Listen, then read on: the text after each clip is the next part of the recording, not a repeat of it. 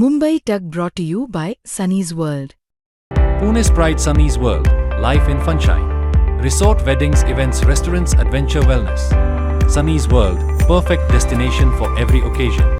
जी लाडकी बहीण योजना काहीही झालं तरीही बंद करणार नाही असं मुख्यमंत्र्यांनी अनेकदा ठणकावून सांगितलंय. त्याच योजनेवरनं कॅगने सरकारवरती ताशेरे ओढलेत. मुख्यमंत्री माझी लाडकी बहीण योजनेच्या आर्थिक व्यवस्थापनावरती प्रश्न उपस्थित करत भारताची नियंत्रक आणि महालेखापरीक्षक कॅग म्हणजेच सोप्या भाषेत सरकारी खर्चावरती लक्ष ठेवणारी एक संस्था हिने महाराष्ट्राच्या लाडकी बहीण योजनेच्या खर्चावरती मोठे प्रश्न उपस्थित केलेत. आता या सगळ्यामध्ये दोन महत्त्वाच्या गोष्टी त्यांनी मांडल्यात. एक म्हणजे अतिरिक्त झालेला खर्च आणि दुसरं म्हणजे लगेचच वाटप करायचं नसतानाही बाजूला काढून ठेवलेले हजारो कोटी रुपये. इतर सामाजिक क्षेत्रात खर्चात झालेले बदलही त्यांनी नोंदवलेत. शिवाय सरकारला काही गोष्टी अगदी स्पष्टपणे सांगितल्याचंही आपल्याला या ऑडिटमधनं दिसतंय. आता हे सगळं नेमकं काय आहे तेच आपल्याला या व्हिडिओतनं समजून घ्यायचंय. नमस्कार, मी देवयानी आणि तुम्ही बघताय मुंबई तक. कॅगने काय म्हटलंय बघा. पहिला मुद्दा, मुख्यमंत्री माझी लाडकी बहीण योजनेच्या आर्थिक व्यवस्थापनावरती प्रश्नचिन्ह उपस्थित करत कॅगनी असं म्हटलंय की 2024-25 मधील या योजनेच्या अंमलबजावणीमध्ये अर्थसंकल्पीय अंदाज, खर्चावरील नियंत्रण आणि आर्थिक व्यवस्थापन याबाबत लक्षणीय त्रुटी दिसून आल्यात. महाराष्ट्र सरकारच्या महिला व बालविकास विभागाने या योजनेअंतर्गत कोणतंही ठोस समर्थन न देताच सुमारे 3,541 कोटी रुपयांचा अतिरिक्त खर्च केल्याचं आढळून आल्यानंतर त्यांनी हे निरीक्षण नोंदवलंय. दुसरा मुद्दा, लेखापरीक्षणात असंही दिसून आलंय की जानेवारी ते मार्च 2025 या चौथ्या तिमाहीत म्हणजे चौथ्या क्वार्टरमध्ये काढलेले 15,586 कोटी रुपये तात्काळ वापरायची गरज नसतानाही व्हर्च्युअल पर्सनल डिपॉझिट अकाउंट्समध्ये वर्ग करण्यात आले. व्हीपीडीए म्हणजे काय तर वितरणापूर्वी निधी ठेवण्यासाठी वापरली जाणारी सरकारी खाती. आता कॅगनी सल्ला काय दिलाय तर तेही बघूया. पहिलं, कॅगच्या 2024-25 या आर्थिक वर्षाच्या राज्य वित्त लेखापरीक्षण अहवालात सरकारला त्यांनी अशी शिफारस केली आहे की ज्या मोठ्या डायरेक्ट बेनिफिट ट्रान्सफर डीबीटी योजना असतात त्यांच्यासाठी बजेट तयार करताना लाभार्थींची संख्या आणि निधीची गरज यांचा अधिक वास्तववादी अंदाज लावावा किंवा मूल्यांकन करावं. तसंच जो निधी लागणार आहे तो डिपॉझिट खात्यांमध्ये राखून ठेवण्याऐवजी किंवा ज्याला पार्क करणं म्हणतात तसं करण्याऐवजी जेव्हा लगेचच खर्चासाठी आवश्यक असेल तेव्हाच तो काढला जावा. दुसरं, कॅगनी असंही म्हटलं आहे की हे निधी पार्क करणं आणि आवश्यकतेपेक्षा जास्त पैसे काढल्याचं दर्शवतं. अहवालात पुढे नमूद करण्यात आलंय की अशा पद्धतीमुळे बजेटची शिस्त, आर्थिक औचित्य आणि सार्वजनिक वित्तावरील विधिमंडळाचं नियंत्रण कमकुवत होतं. तिसरी गोष्ट, अस्पष्ट अतिरिक्त खर्च आणि व्हीपीडीए खात्यांमध्ये निधी पार्क करणं हे कमकुवत बजेट अंदाज आणि अपुरे आर्थिक नियंत्रण दर्शवतं असंही त्यांनी अहवालात म्हटलंय. आता एकूण या योजनेची पार्श्वभूमी आणि खर्चाची आकडेवारी काय आहे तेही समजून घेणं गरजेचं आहे.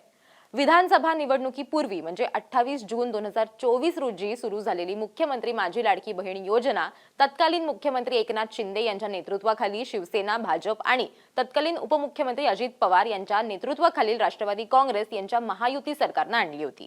आता या योजनेअंतर्गत 21 ते 65 वयोगटातील आणि 2.5 लाख रुपयांपेक्षा कमी वार्षिक कौटुंबिक उत्पन्न असलेल्या पात्र महिलांना डीबीटीद्वारे दरमहा 1,500 रुपये मिळतात.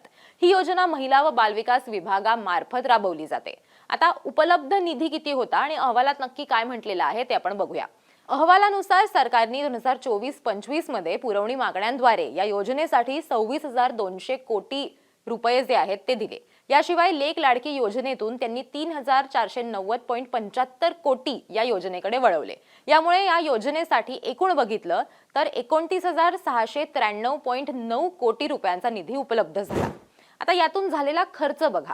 या निधीच्या तुलनेत महिला आणि बालविकास विभागाने 33,237.24 कोटी रुपये खर्च केले.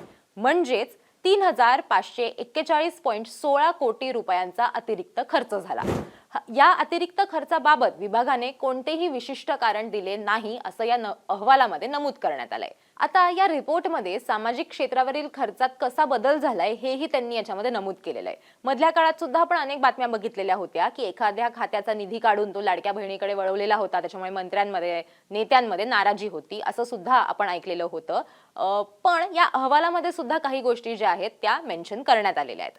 आता अहवालात चालू वर्षात राज्याच्या सामाजिक क्षेत्रातील खर्चात झालेल्या मोठ्या बदलाकडे त्यांनी लक्ष वेधलं. महिला कल्याणावरील खर्च बघा. लाडकी बहीण योजनेमुळे महिला कल्याणावरील खर्च हा 2023-24 मध्ये 261.78 कोटींवरून 2024-25 मध्ये तो 33,554.36 कोटींवर पोहोचला. हा बदल दीर्घकालीन पायाभूत सुविधा निर्माण करण्याऐवजी थेट कल्याणकारी मदतीवरती भर देणारा असल्याचं कॅगनी म्हटलंय. आता इतर क्षेत्रातील खर्चात घट कशी झालेली आहे तेही त्यांनी सांगितलंय. गेल्या आर्थिक वर्षाच्या तुलनेत गृहनिर्माण क्षेत्रातील खर्च हा 54.69% कमी झालाय. पाणी पुरवठा आणि स्वच्छता क्षेत्रातला खर्च जो आहे त्याच्यातही कमतरता झालेली आहे किंवा तोही कमी झालेला आहे. तर तो किती टक्क्यांनी कमी झालाय तर 31.81% तो कमी झालेला आहे. कॅगच्या मते हे सामाजिक क्षेत्रातील पायाभूत सुविधांशी संबंधित गुंतवणुकीतील कपात दर्शवतं, ज्याचा परिणाम आपल्याला भविष्यात सेवांवरती होताना बघायला मिळू शकतो. याचा प्रतिकूल परिणाम जो आहे तो होऊ शकतो असं सुद्धा अहवालामध्ये नमूद करण्यात आलेलं आहे.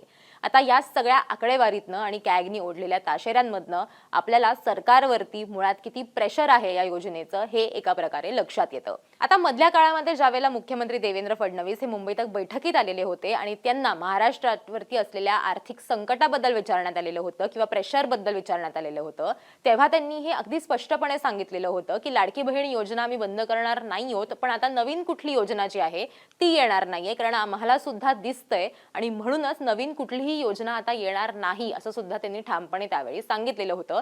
कारण त्यांनाही ज्या आर्थिक बाबी आहेत त्या आता सांभाळाव्या लागणार आहेत असं सुद्धा त्यांनी एका अर्थी त्यावेळेला म्हटलेलं होतं. त्याच्यामुळे या सगळ्यावरनं सुद्धा आता कॅगनीचे ताशेरे ओढलेले आहेत. याबद्दल सरकारकडनं काही स्पष्टीकरण येतं का हे बघणं ही महत्त्वाचं असणार आहे. पण तुम्हाला काय वाटतं ते मला कमेंट करून नक्की सांगा आणि अर्थातच मुंबई तकला तुम्ही सबस्क्राईब केलं नसेल तर मुंबई तकला सबस्क्राईब करायला विसरू नका.